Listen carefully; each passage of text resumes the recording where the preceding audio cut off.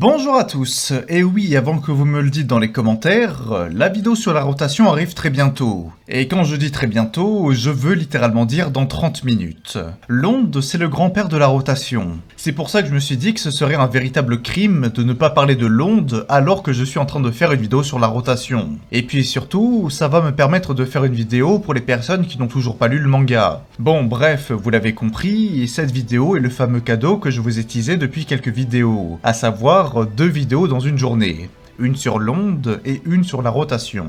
Dans cette vidéo, je vais vous parler de tout ce qu'il y a à savoir sur l'onde, cet art mystérieux qui nous est apparu dans les tout débuts du manga, à savoir Phantom Blood. Je vais donc tout d'abord vous raconter l'histoire de cet art, les principes liés à l'onde, et enfin vous parler des nombreuses techniques utilisables par un maître de l'onde. Bien sûr, avant de commencer la vidéo, les fils rouges, merci aussi Stairway to VF pour les scans JoJo en français et en coloré, c'est un travail tout simplement magnifique, donc allez faire un tour sur leur site, même si je vous rappelle que la meilleure chose à faire c'est d'acheter le manga pour soutenir notre très cher Araki. Merci à toi Wenmei pour la miniature qui est toujours aussi cool, un grand merci à toi, et enfin n'hésitez pas à rejoindre mon serveur Discord et le Discord Jojo Lovers si vous voulez parler de Jojo avec d'autres personnes. Les liens des différents sites et Discord sont dans la description.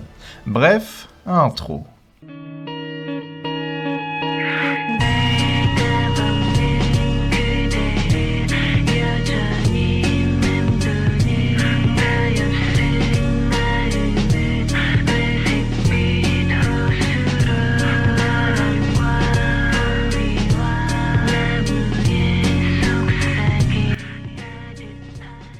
Nous ne connaissons pas les véritables débuts de l'onde. En revanche, nous savons qu'il s'agit d'un art qui a au moins 5000 ans d'histoire. Enfin, ça, c'est d'après Will Antonio Zeppeli. Il y a donc de ça 5000 ans existait le clan de l'onde. Ce clan de l'onde, comme son nom l'indique, était capable d'utiliser les pouvoirs de l'onde pour se défendre. L'onde est une énergie similaire aux rayons du soleil, que le corps humain peut produire au moyen d'une respiration contrôlée. Cette respiration va ainsi produire des vagues d'énergie se propageant à travers le système sanguin de l'individu et de tous les objets à son contact. L'onde est visible de tous et ressemble à de l'électricité. Étant donné que l'énergie produite par l'onde ressemble aux rayons du soleil, on peut en déduire que le clan de l'onde a réussi à créer cette technique pour se défendre face aux plus grands ennemis de l'humanité, les hommes du pilier, les vampires et les zombies créés par les masques de pierre. Même si cette technique est très puissante et extrêmement efficace face aux hommes du pilier, cela ne sera malheureusement pas suffisant face à leur puissance, et le clan se fera massacrer. Enfin, presque tout le clan. Quelques individus ont réussi à survivre et à transmettre leur technique, c'est pour cela qu'il reste encore quelques utilisateurs de l'onde.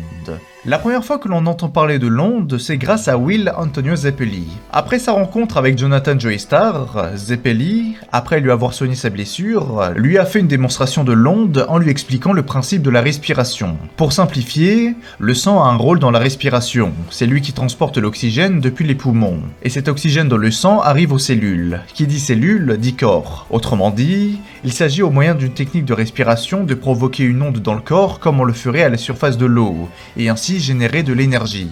Même si dit comme ça, l'onde a l'air d'être une technique très simple à apprendre, car après tout, c'est juste de la respiration, en réalité, seule une personne sur 10 000 aura en pratique le pouvoir de devenir un manieur d'onde. Les autres seront quant à eux uniquement capables de produire une petite quantité d'onde. D'après Zeppeli, il est terriblement difficile de conserver inconsciemment la technique de respiration de l'onde de jour comme de nuit. Si Jonathan a réussi aussi rapidement à maîtriser le pouvoir de l'onde, c'est grâce à ses aptitudes exceptionnelles et aussi parce qu'il porte le fardeau d'un passé tragique et d'un avenir à l'enjeu décisif. Il fait donc preuve d'une force morale impressionnante. A l'inverse, une personne comme Will Antonio Zeppeli a dû s'entraîner pendant des années auprès d'un maître de l'onde au Tibet pour être capable de devenir un utilisateur de l'onde. Aussi, il faut savoir que la capacité à utiliser l'onde est aussi un talent donné aux descendants d'un manieur de l'onde. C'est pour cette raison que Joseph avait un talent naturel à l'onde, sans devenir un expert car il manquait d'entraînement. Il faut savoir que les organismes vivants peuvent être affectés par les attaques faites par l'onde, mais que comparé aux vampires, zombies ou aux hommes du pilier, ce n'est pas nécessaire pour les blesser. Par exemple, notre très cher Zeppeli a utilisé l'onde pour guérir le bras cassé de Jonathan.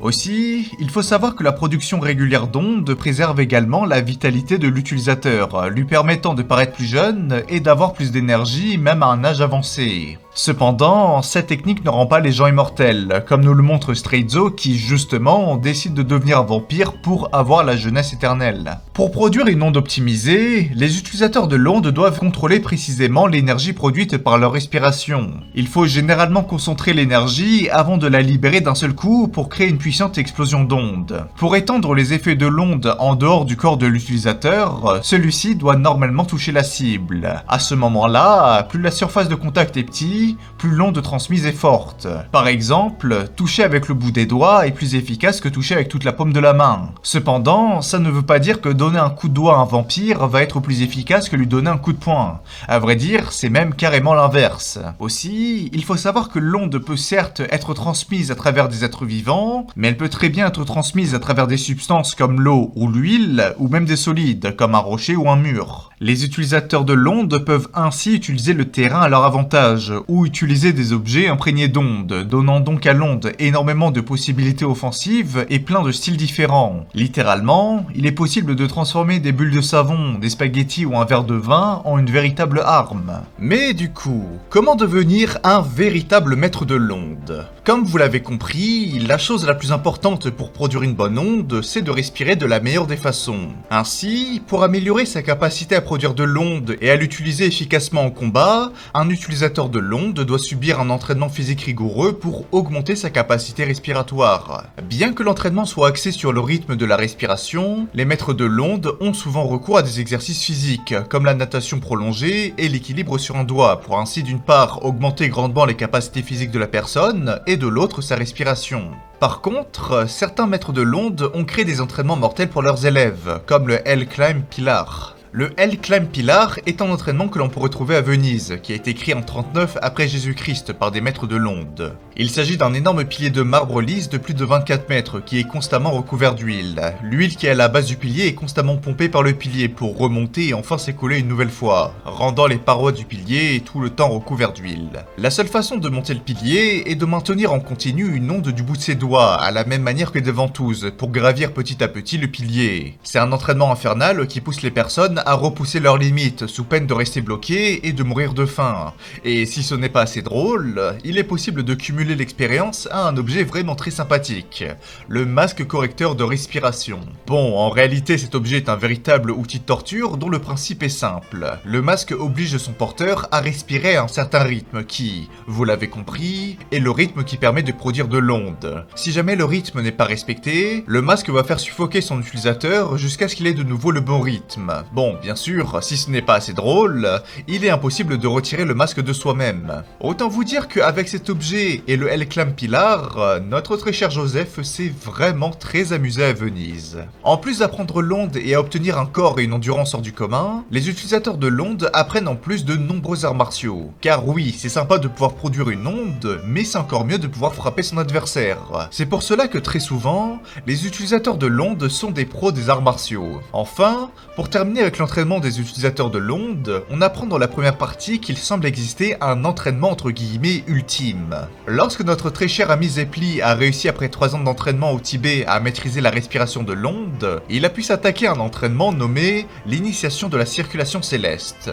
Malheureusement, on ne sait rien vis-à-vis de cet entraînement, mis à part que pour le commencer, son utilisateur doit avoir sa propre mort, en sachant qu'il est impossible d'y réchapper. Ah et du coup, oui, les utilisateurs de l'onde sont capables de prévoir un peu le futur. Quand je vous disais que l'onde c'est vraiment très polyvalent, mais même si ce pouvoir est très puissant et polyvalent et permet de tuer un vampire en un seul coup, il n'est pas invincible. Comme je vous le répète depuis le début, un utilisateur de l'onde doit être capable de respirer régulièrement. Si cette respiration est affaiblie ou est tout simplement coupée, l'utilisateur de l'onde ne pourra tout simplement plus produire d'onde et se retrouvera donc en grande difficulté face à un simple zombie. C'est pour cette raison que Dio, dans la grande majorité de ses combats face à des maîtres de l'onde, va faire de son mieux pour viser cette faiblesse. Aussi, il faut savoir qu'il existe quelques petites façons de se protéger face à un utilisateur de l'onde. On peut parler par exemple de l'écharpe conductrice d'onde de Straizo. Cette écharpe est tissée à partir de 30 000 intestins séchés de scarabées, nommés Scarabée satiporosia, qui sont bien évidemment une espèce fictive. Cette écharpe possède la particularité de conduire complètement l'onde, ce qui permet d'immuniser totalement la personne qui la porte. C'est donc un outil très puissant qui permet de prendre l'avantage face à des utilisateurs de l'onde et qui peut littéralement te sauver la vie si tu es un vampire. Bon, À ce stade de la vidéo, je voulais vous parler des techniques utilisées par les maîtres de l'onde, sauf que je me suis rendu compte qu'il y en avait vraiment énormément. Du coup, au lieu de vous parler de toutes les techniques, je vais tout simplement vous parler des techniques les plus importantes, ainsi que de celles que j'ai trouvées très intéressantes à aborder. On va donc commencer cette section avec les techniques dites overdrive. L'overdrive, c'est la technique de base utilisée par les utilisateurs de l'onde. Elle consiste tout simplement à prégner un coup avec de l'onde pour blesser un vampire. Là où ça devient intéressant, c'est qu'il est possible d'utiliser l'overdrive de bien de façons différentes, notamment en la faisant traverser divers solides ou liquides pour attaquer sa cible. Aussi, il faut savoir que les attaques overdrive sont très colorées, ce qui permet d'en différencier certaines très facilement. On a tout d'abord le Center Ripple Overdrive, qui consiste à charger son corps avec de l'onde pour la relâcher dans un objet solide, comme un mur par exemple. L'onde va ainsi traverser le mur, et si jamais elle rencontre un vampire, elle va tout simplement le désintégrer. On a ensuite le Scarlet Overdrive, une technique qui nous est montrée uniquement par Jonathan. Ah tiens, j'en profite pour parler d'une notion importante. Ce n'est pas parce qu'on a vu uniquement Jonathan faire cette technique qu'il est le seul à le faire. À la même manière qu'un art martial, tout le monde peut reproduire telle ou telle technique de l'onde. Donc non, il n'y a pas vraiment de technique propre à tel ou tel personnage à la même manière qu'un stand. Bien sûr, certaines personnes sont spécialisées dans certaines attaques, mais ça ne veut pas dire qu'ils sont les seuls à pouvoir le faire. Donc en chargeant l'onde dans un de ses deux membres, Jonathan était capable d'enflammer sa propre main. Bien sûr, il ne s'agit pas d'un feu traditionnel, car ce feu peut se propager dans n'importe quelle partie du corps de Jonathan sans le blesser.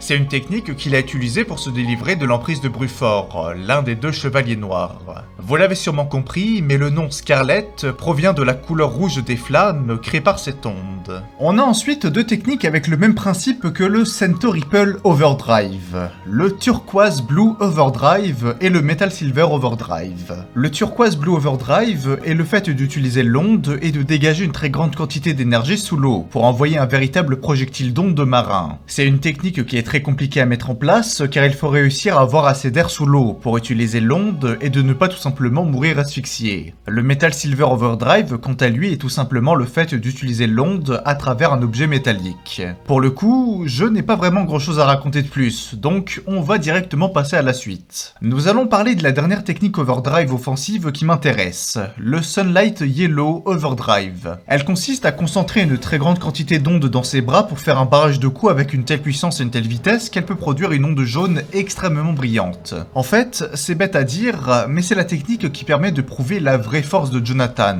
Je veux dire que là, on parle d'un mec qui a littéralement réussi grâce au pouvoir de l'onde de faire un barrage de coups aussi rapide et puissant qu'un stand. C'est pour cela que je considère la technique comme tout simplement emblématique. Et oui, je l'avoue, je suis quand même content de pouvoir enfin en parler dans une vidéo. Maintenant qu'on a vu la technique la plus emblématique, on va voir la technique qui m'a fait le plus rire, le Life Magnet Overdrive. C'est une technique qui demande à plusieurs utilisateurs de l'onde de s'unir pour magnétiser toutes les feuilles des plantes pour les accrocher ensemble en une sorte de deltaplane. Voilà, ce n'est clairement pas la technique qui a permis de tuer Dio, mais mine de rien, c'est une technique qui a permis de tout simplement sauver nos protagonistes. Donc oui, même si je la considère comme un petit peu ridicule dans l'idée, en réalité, elle n'est absolument pas inutile. Enfin, pour terminer avec l'Overdrive, je devais vous parler du Deep Pass Overdrive. Peut-être la technique la plus impressionnante, car elle consiste à transférer toute l'énergie vitale d'un utilisateur de l'onde à un autre. La personne qui va recevoir cette technique va voir ses compétences physiques, sa force, son agilité et sa maîtrise de l'onde considérablement augmenter, tandis que la personne qui va donner son onde va malheureusement mourir dans le processus. C'est la technique qui a été utilisée par Will Antonio Zeppeli sur Jonathan